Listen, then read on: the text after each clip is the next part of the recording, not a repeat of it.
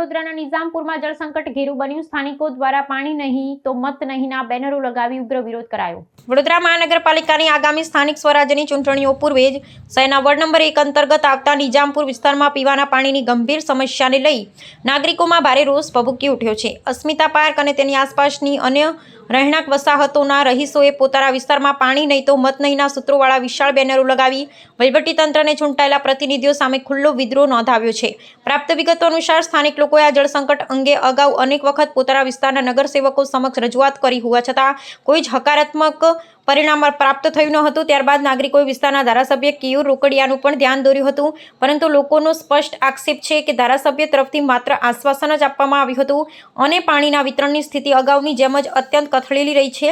સ્થાનિક સ્વરાજ્યની ચૂંટણીના ભણકાર વાગી રહ્યા છે ત્યારે નાગરિકોએ પોતાની માંગને વધુ સઘન બનાવી છે અને સ્પષ્ટ ચીમકી ઉચ્ચારી છે કે જ્યાં સુધી પીવાનું પૂરતું પાણી પૂરું પાડવામાં નહીં આવે ત્યાં સુધી તેઓ કોઈપણ રાજકીય પક્ષને પીઠબળ આપશે નહીં। જો તંત્ર દ્વારા સત્વરે કોઈ નક્કર કામગીરી કરવામાં નહીં આવે તો આવનારી ચૂંટણીઓમાં તમામ સ્થાનિક રહીશોએ મતદાન પ્રક્રિયા દરમિયાન ઉપલબ્ધ એવા ઉપરોક્તમાંથી એક પણ ઉમેદવાર નહીં ના નકારાત્મક વિકલ્પનું સામૂહિક ધોરણે ઉપયોગ કરવાની કડક ચેતવણી આપી છે।